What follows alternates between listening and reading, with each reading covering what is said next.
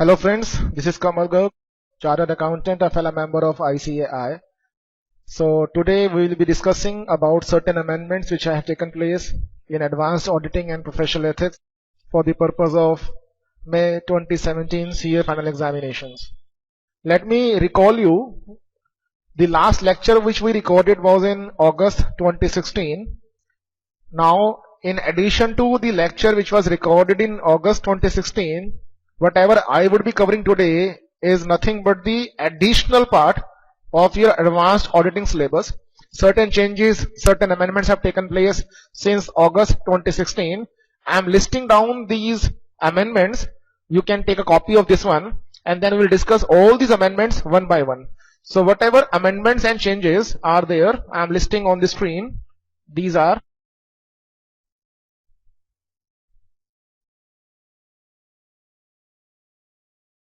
So the topic is amendments and changes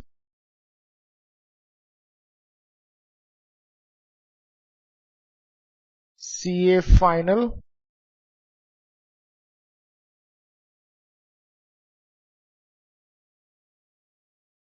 auditing paper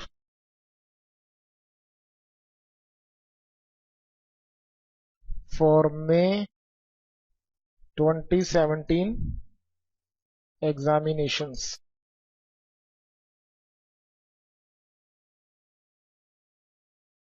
So whatever amendments are there, whatever changes are there in advanced auditing and professional ethics for the purpose of May 2017 CA final examination, we will discuss all these amendments one by one.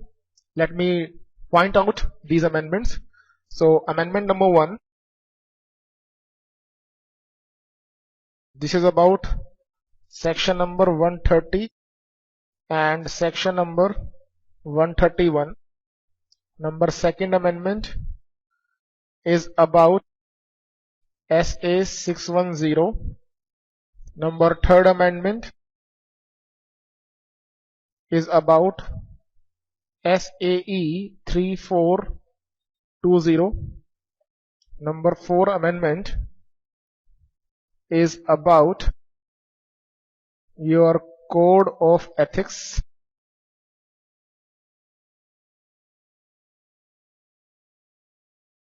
Number 5th amendment is about consolidation.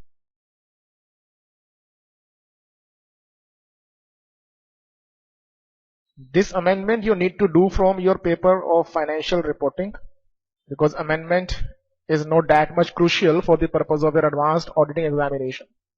So let us discuss these amendments one by one. Amendment number 1 is about section 130 and 131 of Companies Act 2013. So first of all, our topic is discussion on section 130 and section 131 of Companies Act 2013. Now what does this section says all about? So you can give this topic in your notebook. The heading is reopening and revision of financial statements, etc. Now what does this topic state? The topic says that if reopening or revision of financial statements, director's report, etc. is required, then what can be various circumstances? Two kinds of circumstances can be there: compulsory revision and voluntary revision of financial statements, etc. So let us discuss these circumstances one by one.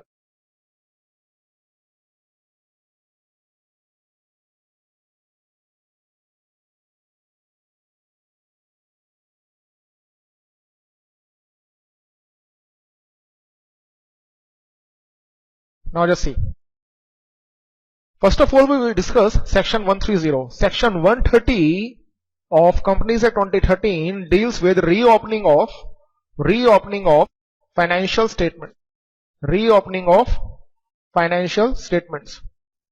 Section 130 states that if on an application being filed by central government or by income tax authorities or by SEBI or by any other statutory regulatory body or any person concerned, then on such an application, if NCLT or court of competent jurisdiction is satisfied about the content of their application, then the court or NCLT, as the case may be, may order that the accounts, that is your financial statements consisting of P&L account, balance sheet, cash flow statement, etc., can be reopened for the purpose of consequent revision.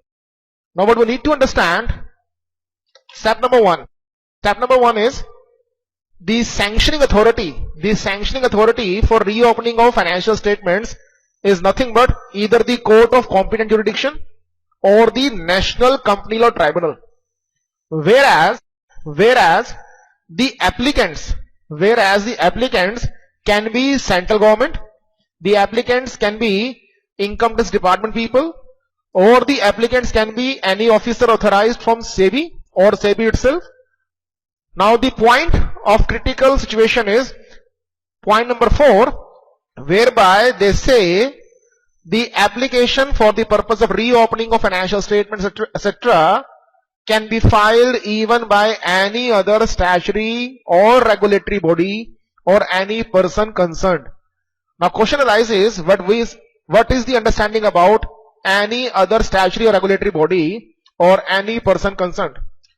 But we need to understand this expression, any other statutory or regulatory body or any person concerned, is not defined in section number 130 of Companies Act. But yes, we have to understand with the help of certain examples. To take one instance, this any other statutory or regulatory body can be Reserve Bank of India in case of banking companies, can be IRDA in case of insurance companies, can be CBI, Central Bureau of Investigation in case of certain companies, like we have examples of Kingfisher Airlines Limited and so on. Now further they have written or any person concerned. This word person again is not defined per se in section number 130. For that purpose I can say the expression any person concerned may even include shareholders or stakeholders of the company.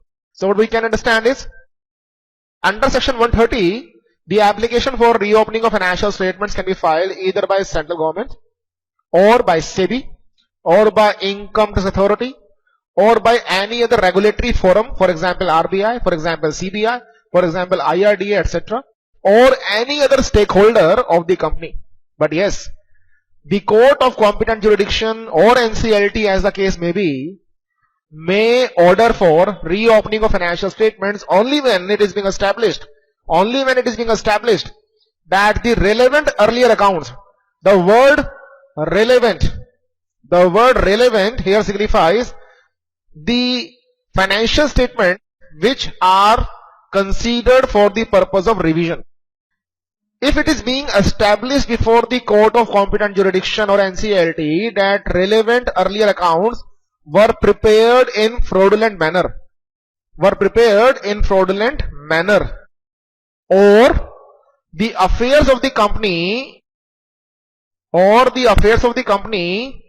were mismanaged during the relevant period, casting a doubt on the reliability of financial statements, then only court of competent jurisdiction or NCLT may order the reopening of financial statements, etc., under section 130 of Companies Act 2013. If the court or NCLT, as the case may be, have ordered for reopening of such financial statements, then company will need to reopen its books of accounts and recast its financial statements. So simple thing is, section 130 can always be stated like, section 130 deals with compulsory reopening and revision of financial statements. Section 130 would be invoked for the purpose of reopening and revision only when certain applicants have filed the application before court or NCLT regarding revision of such financial statements. These certain applicants can be central government, SEBI, income tax authorities, any other regulatory forum, or any person concerned. Example I already gave you. Any person concerned may include stakeholders, for example, debtors, creditors, shareholders, etc. Any other regulatory forum may include CBI, RBI, IRDA, etc. But yes, one thing is critical and crucial. The critical and crucial point is the court or NCLT may order such revision, and they will order only if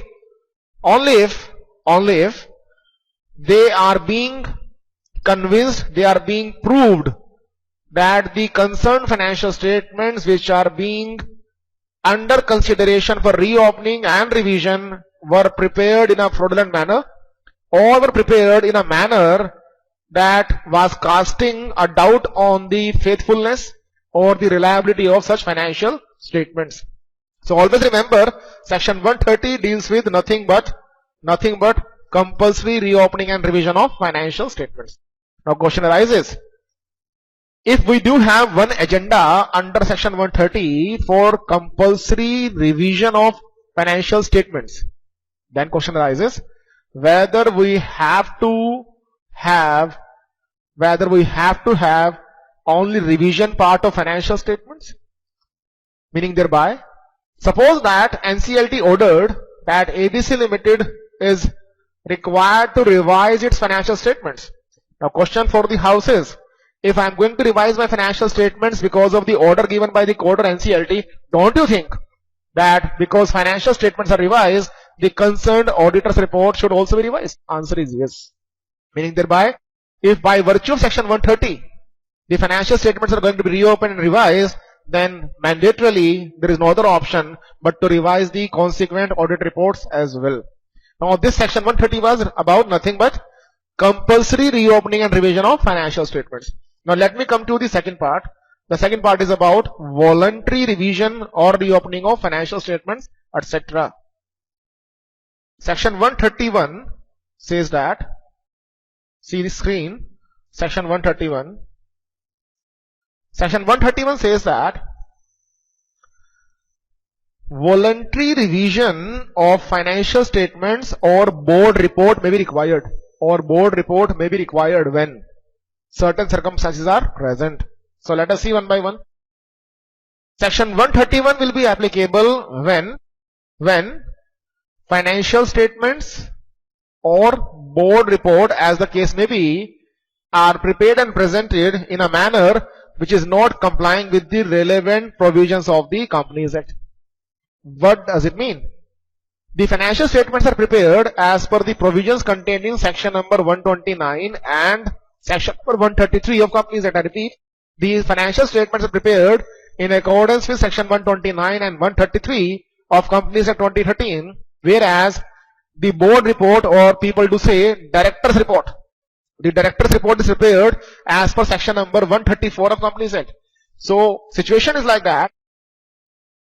The management people know the financial statements are prepared, but they were not complying with the requirements of section 129 and 133 of Companies Act.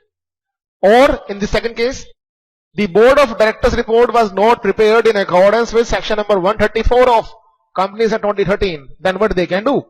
In such a situation, they can file their application in form NCLT1. They can file their application in form NCLT1 before NCLT for the purpose of obtaining permission for voluntary revision of financial statements and board reports, as the case may be. But you need to remember, here the authorities or other stakeholders are not making it compulsory that company need to revise financial statements. Rather, we are taking a voluntary action to admit our mistake and revise the financial statements. So if we are filing an application for voluntary revision, we have to file by filing form number NCLT1 along with form NCLT2. Such application shall be accompanied with prescribed documents, and these two forms along with prescribed documents shall be filed before NCLT.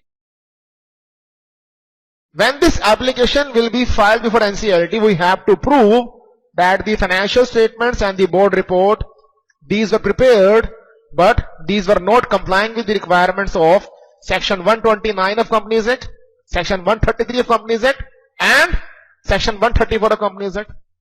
If it is being so established, then there is a critical element. The critical element is Section 131 says that if you wish to revise voluntarily financial statements or director's report, then the company may revise financial statements or board report as the case may be in respect of any of the 3 preceding financial years. So you can revise any of the financial statements of the preceding 3 financial years, and a company will not revise its financial statements or board's report more than once in a year. So in 1 year, you cannot have multiple revisions. So if in year 16-17, you have made a revision of financial statement, then you cannot revise again if any error is found after such revision. Only once the revision is permitted. Further, the revision can be made in any of the 3 preceding financial years. So you can revise only past 3 financial years and any of the 3 preceding financial years. So what you need to remember, voluntary revision is permitted, but with 2 restrictions. Restriction number 1 is only 1 revision is allowed. Restriction number 2 is you can revise only any of the preceding 3 financial years. And more importantly, the same question prevails again. If I would be revising these financial statements, then whether I am supposed to revise auditor's report also? Answer is yes. How and when, we will see later on. Now, Section 131 further states that once you are filing an application to NCLT for the purpose of obtaining permission for voluntary revision, then what do you have to do? Section 131 says that NCLT shall give a notice to central government and income tax authorities and shall take into consideration the representations, if any, made by that government or authorities before passing any order. That means, if you are NCLT and I am the management, I will file an application before you, but before you will give me any permission, you will approach central government or income tax department and you will ask them that company Kamal Private Limited has come to us for the purpose of voluntary revision. Are you having any objection if we permit the revision? If the income tax department of the central government says yes, we do have the objection, then before giving the permission, the NCLT need to consider their objection for the purpose of giving or rejecting my proposal of revising the financial statements. Further, Section 131 additionally states, detailed reasons for revision of such financial statements or report shall also be disclosed in the financial statements and report respectively. That means, what are the reasons for revision of financial statements must be disclosed in notes to accounts, and what are the reasons for revision of director's report must be disclosed in the director's report itself. Further, if the copies of financial statements or report means director's report, have been sent to the members, delivered to registrar means registrar of companies, or they have been laid before the general meeting, revisions must be restricted. That means revisions are confined, they are limited to the corrections arising from non-compliances stated in Section 129 or 134 of the Companies Act, respectively, in this section number 131. So point number 3 is a kind of repetition. Basically the point is again the same point. You can revise only that much of aspect which is connected with contravention of Section 129 read with Section 133 or contravention of Section number 134. So let me repeat once again. Under Section number 131, voluntary revision is allowed subject to 2 restrictions. Restriction number 1, only 1 revision is allowed, multiple revisions are not allowed. And number 2nd restriction is you can revise any of the preceding 3 financial years. These are 2 restrictions.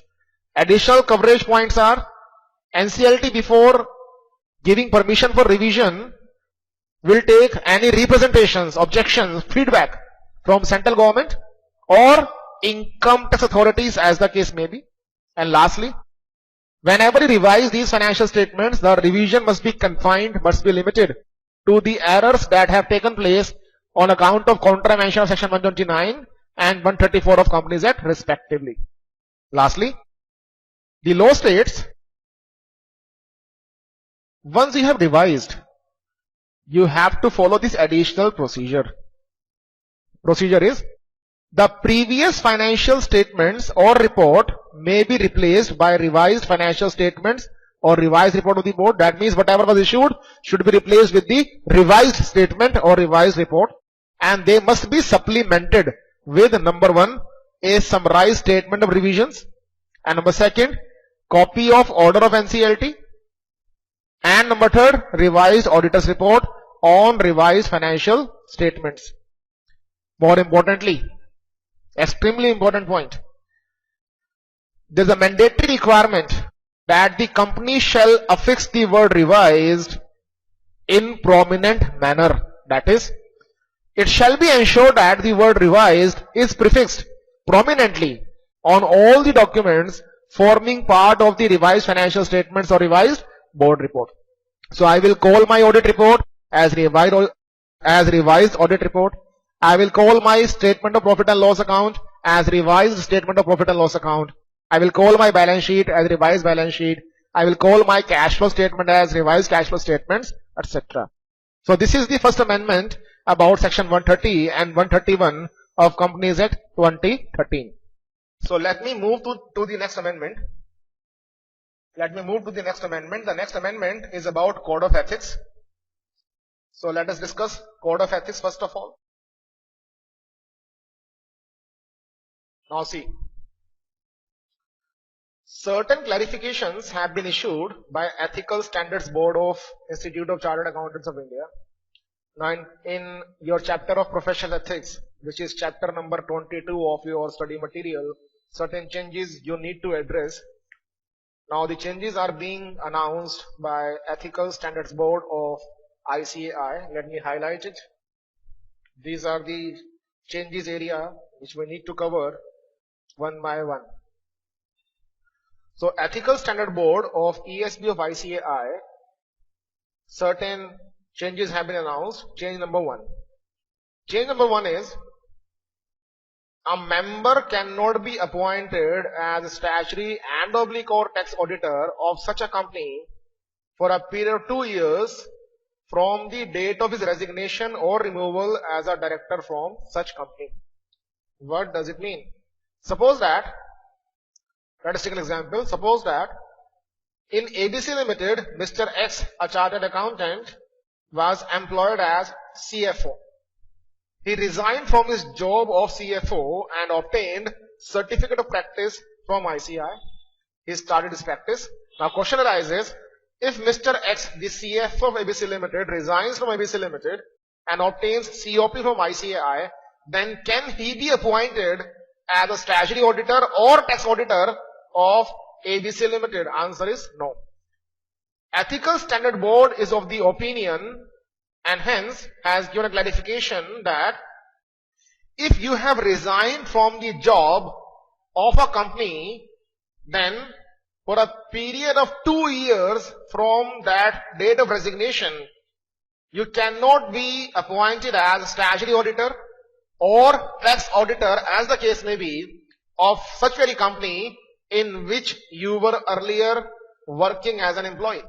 If within these 2 years you are appointed as statutory auditor or tax auditor, then it shall be deemed as professional misconduct. But you need to remember, the restriction is only for the appointment of statutory or tax auditor. There is no restriction if the person is appointed as internal auditor, management auditor, tax consultant, etc. So for a period of 2 years, if you take position as statutory auditor or tax auditor, then it will result in professional misconduct. Otherwise, there is no issue. You can be taken as internal auditor, no problem. You can be taken as management auditor, no problem. You can be taken as tax consultant, no problem. So I have highlighted the area. Statutory auditor or tax auditor only are the issues. Number second clarification. A partnership firm or limited liability partnership firm. So first case is a partnership firm or LLP having 10 or more than 10 partners. Having 10 or more than 10 partners have to face a restriction. Have to face a restriction. And the restriction is a partnership firm or LLP having at least 10 partners. At least means 10 or more than 10 partners. Such a firm cannot be appointed as branch auditor of a company of which they are the statutory auditors. For example, if a CA firm is there, XYZ company, and XYZ company is having 10 partners. XYZ company having 10 partners is statutory auditor of ABC Limited. ABC Limited is having branches across India. Question arises whether XYZ company, chartered accountants firm having 10 partners can also be appointed as branch auditors of various branches of ABC Limited. Answer is no. If they would be appointed as branch auditors along with their statutory auditorship, it will result in professional misconduct. If I read the law again, ESB stated that a partnership firm or LLP having 10 or more than 10 partners cannot act as branch auditors of such a company of which they are the statutory auditors, but there is no restriction in examination of books of accounts and other records of those branches for the purpose of their statutory audit of the company. So what you need to remember, I can examine books of accounts of branches, but I cannot issue branch audit report for those branches. So this restriction is only when you are having a partnership firm, number one. Number second, your partnership firm is a statutory auditor of a company. Number third, your firm is having at least 10 partners. If it is so, then you cannot be appointed as branch auditor of the same company of which you are the statutory auditor. Number third point, a chartered accountant cannot exercise right of lien. A chartered accountant cannot exercise right of lien over client books and records for non-payment of his fees. This is a very serious change. Why I am saying serious change? Because earlier a right of lien was allowed, but now right of lien is not allowed. So for example, you did audit of ABC Limited and ABC Limited is not paying your audit fees.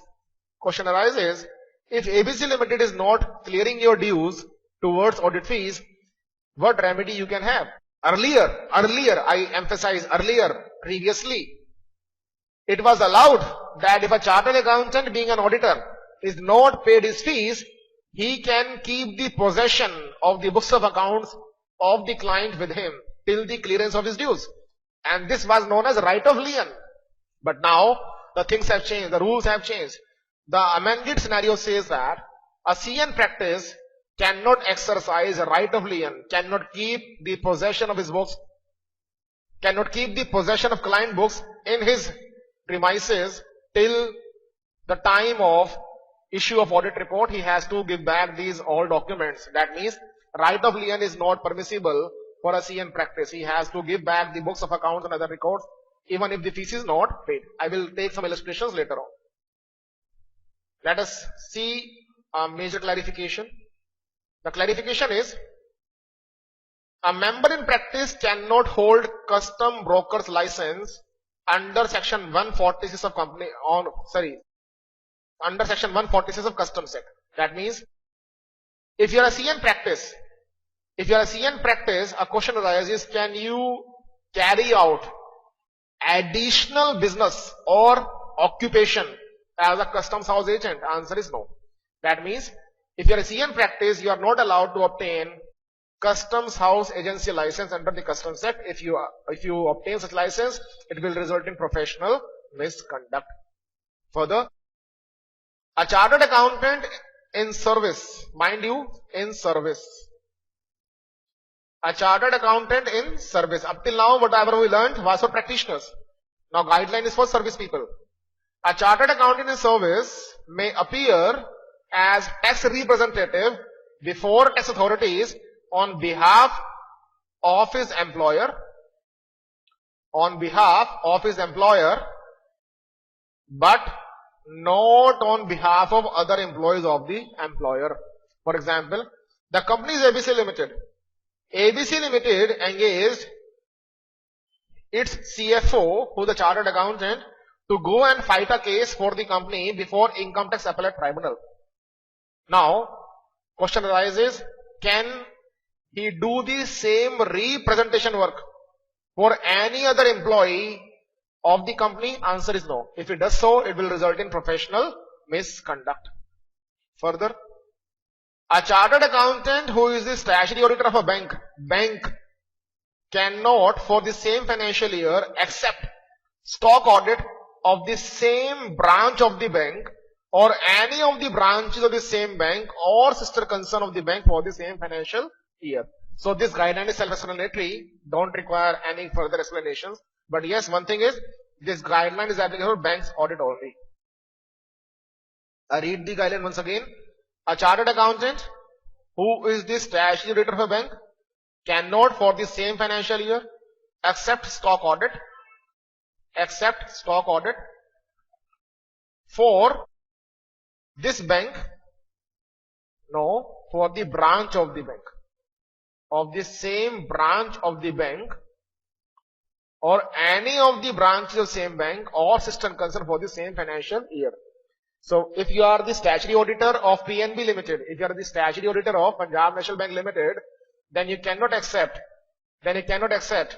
the stock audit of any of the branches of Punjab National Bank Limited for the same financial year. Next is a concurrent auditor of a bank X. A concurrent auditor of the bank X cannot be appointed as statutory auditor of bank Y, which is sponsored by bank X. So meaning thereby, if Punjab National Bank Limited is the promoter of Yes Bank Limited, if Punjab National Bank Limited is the promoter of Yes Bank Limited or HDFC Bank Limited, then if you are the concurrent auditor of Punjab National Bank Limited, then you cannot be appointed as statutory auditor of Yes Bank Limited or HDFC Bank Limited, as the case may be. Then a CA or a CA firm can act as internal auditor of a company and statutory auditor of its employees' PF fund. So simple guideline, it was already there, but now the clarification is on the ESB viewpoint. So we have to repeat again. A CA or a CA firm can act as internal auditor of a company and a statutory auditor of its employees' PF fund. Why I am saying so? It is important because there are two clients. One is the company client. I repeat, one is the company client, and second is company's employees PF fund. So because these are separate entities, there is no problem, because the law says you cannot become statutory auditor and internal auditor of the same company. There is no restriction if I become internal auditor of the company and statutory auditor of provident fund established by the company. So there is no kind of problem. Further, permitting the use of firm name by any person mentioning the firm as knowledge partner or in the thank you advertisement is not permissible. This point is again a repetition. We do have clause number 7, part 1 of first schedule of Chartered Accountants Act read with clause number 6, part 1 first schedule of Chartered Accountants Act 1949 respectively for advertisement and solicitation. They also state the same point. That means as a CA firm, I cannot designate myself as a knowledge partner or I cannot say thank you in any advertisement. Lastly, a statutory auditor and tax auditor cannot be valuers. Of the unquoted shares. Which shares? Equity shares.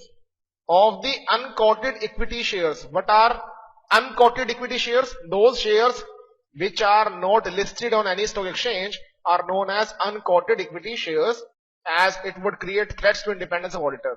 So if your company is a private company and I am your statutory auditor, then I cannot carry out the valuation of shares of your company. If I do, it will result in professional misconduct. So let us understand these things, these changes with certain examples.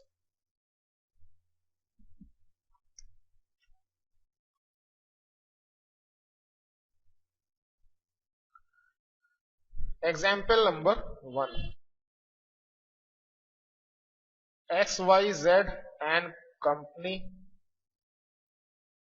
having 15 partners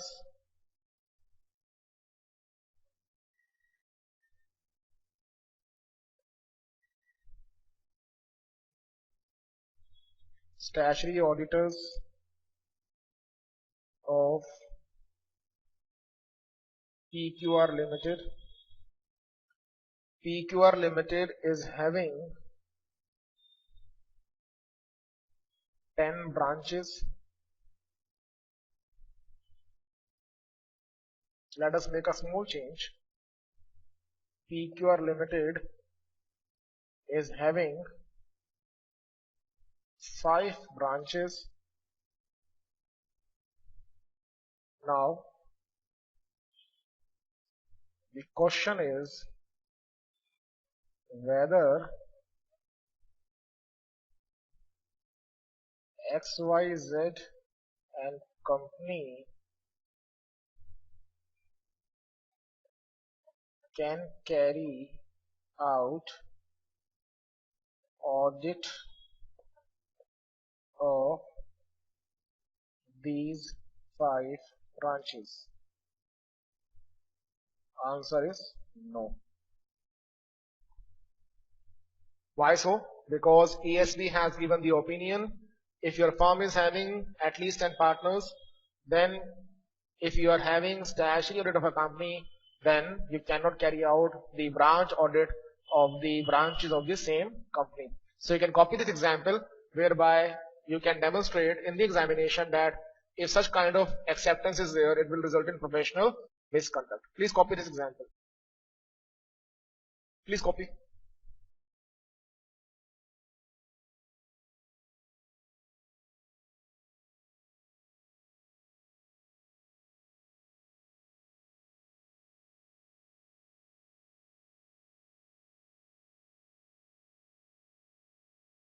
Shall I change?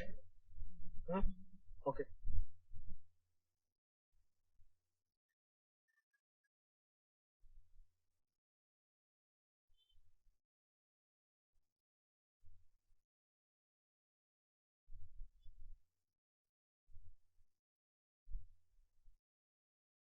Now let us see the other example. Example number 2. ABC Limited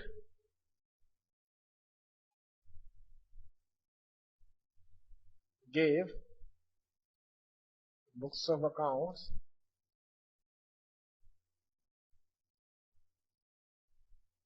to Mr. X, CA, for carrying out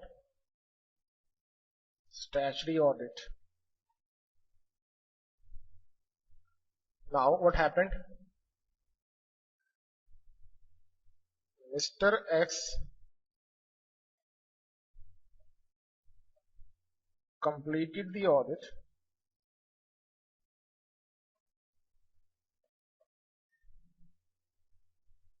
but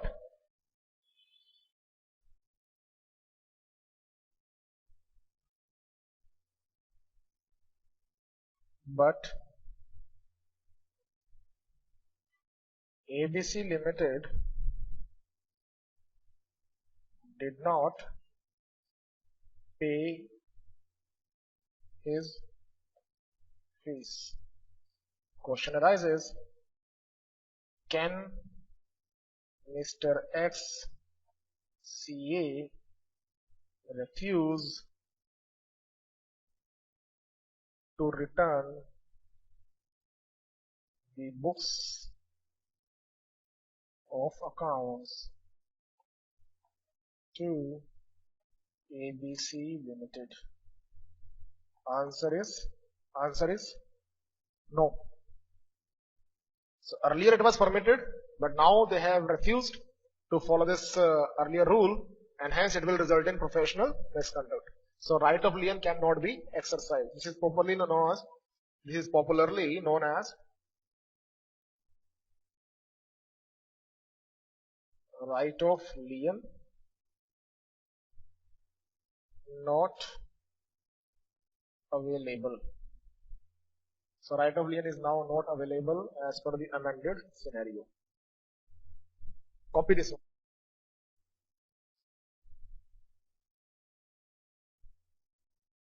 You can give the example and you can give the heading, right of lien is not available to the CM practice. You can give this heading, no problem. Give this heading. I repeat, the heading can be right of lien not available. In examination, this question can appear also.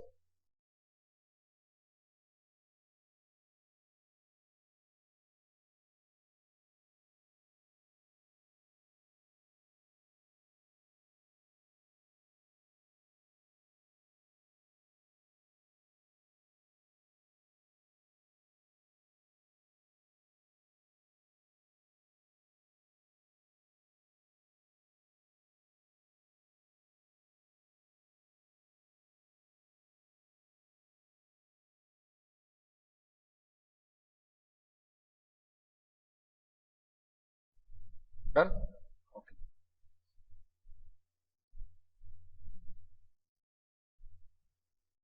Shall I move? Okay. Let us take one more example. Example number 3.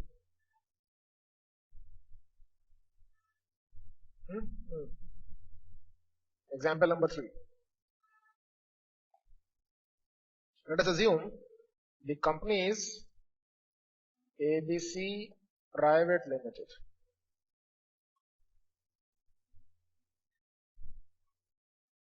It has 1 lakh shares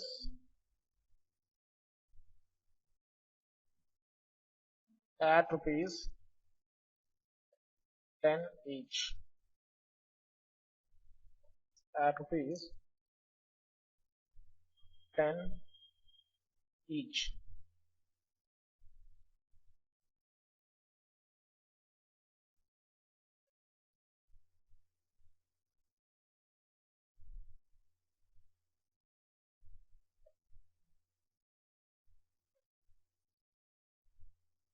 So the statutory auditors are Mr. X is the statutory auditor,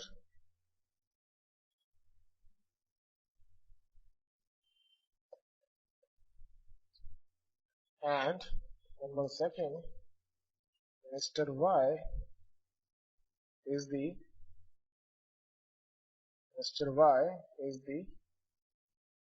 tax auditor. Now the question arises. Question is,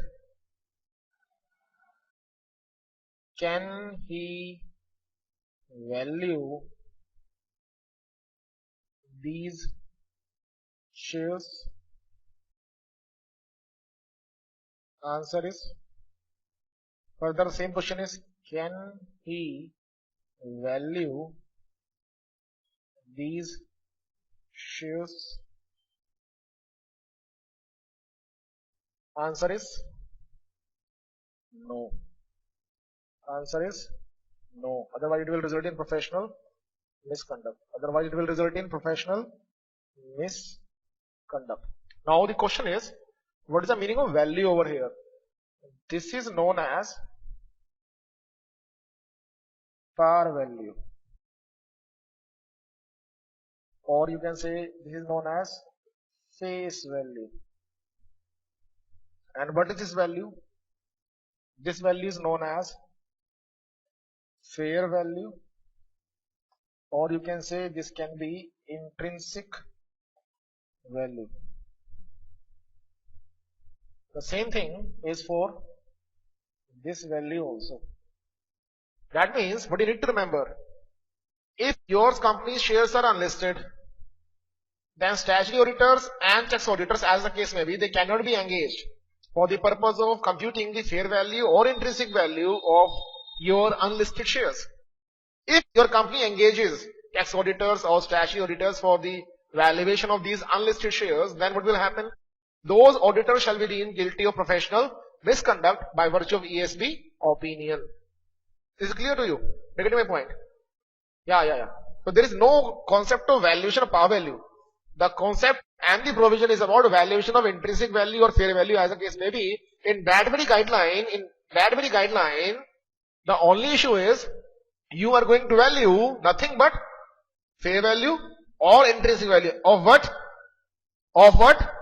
Those shares which are unquoted or unlisted shares. Are you getting my point? Yeah. Please copy this one. Let me do this thing correctly. This is tax auditor. Yeah. Please copy this thing.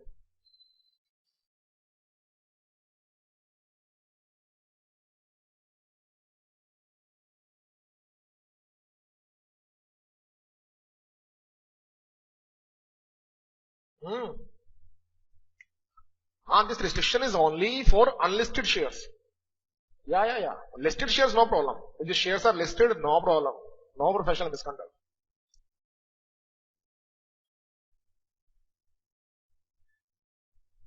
You can copy.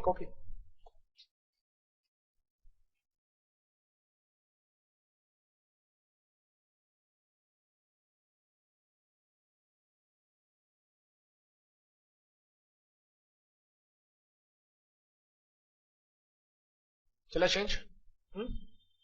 Shall I change? Okay.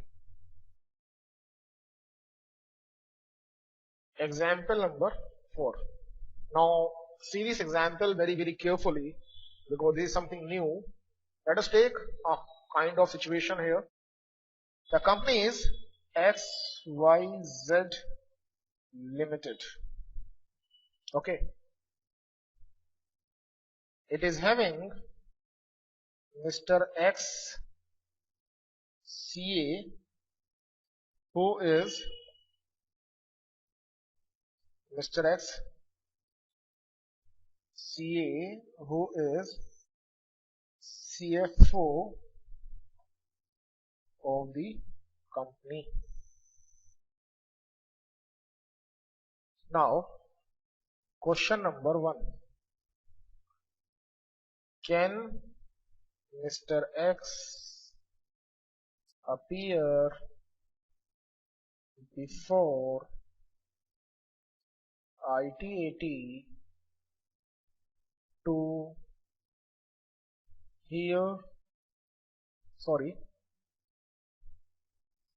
represent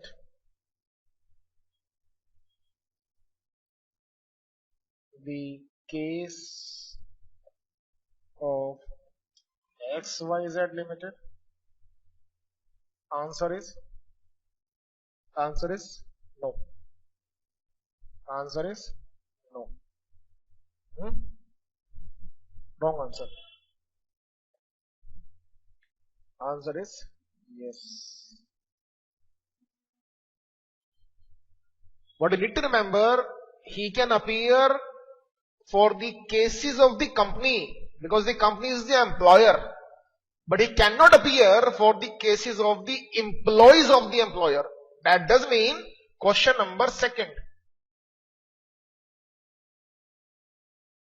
Can Mr. X appear before ITAT for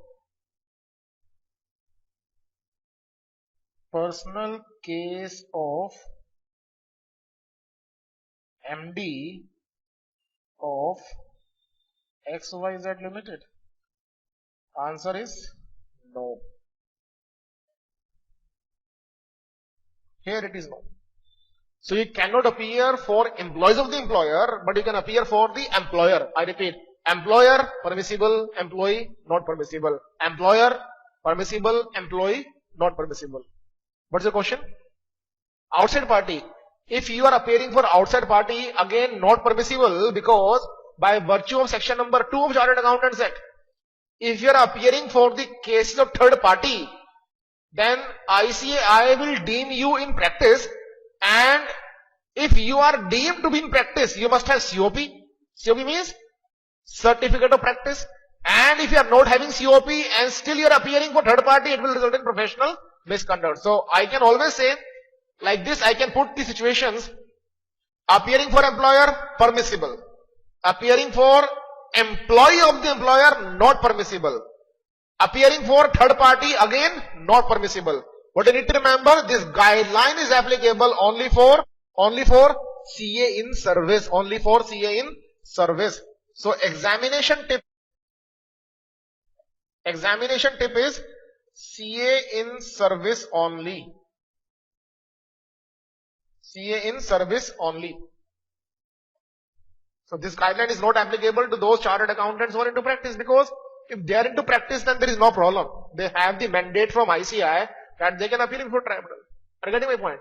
So these are the guidelines which we need to cover for May 2017 examination. These are some small changes, and these small changes are very much pertinent and relevant for May 17 examination.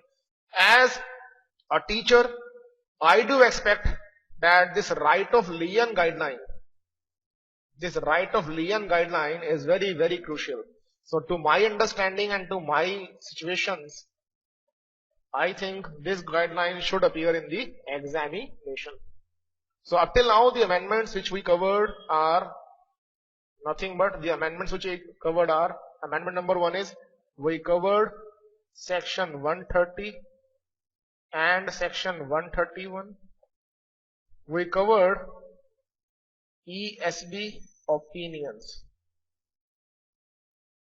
So these are some guidelines which you must look after for your examination purposes. These guidelines are extremely important and should be done for examination. In auditing, these are the only amendments which are relevant. Let me put one major thing. In your financial reporting paper,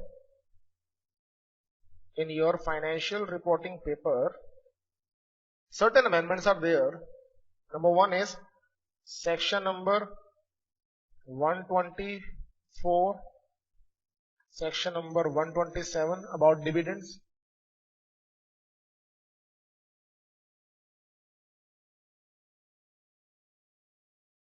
And number 2 is section number 129 about consolidation.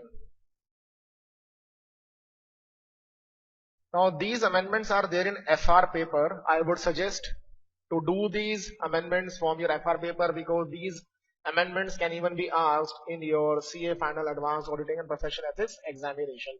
So these are the amendments about advanced auditing and professional ethics. Let me repeat once again. The amendments are in respect of compulsory revision of books of accounts and financial statements. The amendments are in respect of voluntary revision of books of accounts, financial statements and director's report. The amendments and changes are there in respect of certain opinions given by Ethical Standards Board of ICAI. More than that, the amendments are there in financial reporting for the purpose of dividend, including investor education and protection fund. And these guidelines should be done from FR paper, as they are common to advanced auditing and professional ethics. The 4th amendment is in respect of, the 5th amendment. The 5th amendment is in respect of consolidation of financial statements, whereby certain companies need not prepare and present consolidated financial statements. The amendments have been carried out in section number 129, read with rule 6. These guidelines must be covered from FR paper, as these are common to advanced auditing and professional ethics.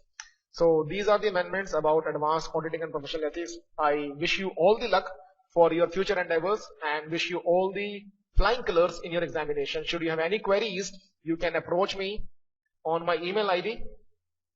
My email ID I am putting on the screen. You can take a note of it. Should you have any queries, you are most welcome, and I would be eager to resolve your queries as soon as possible.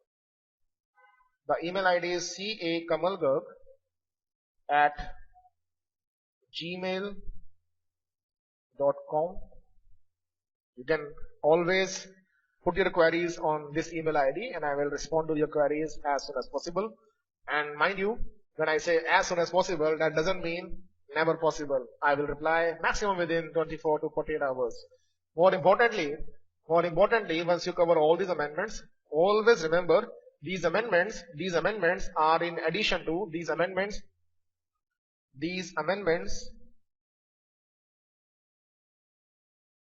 which we discussed today. These amendments discussed today are in addition to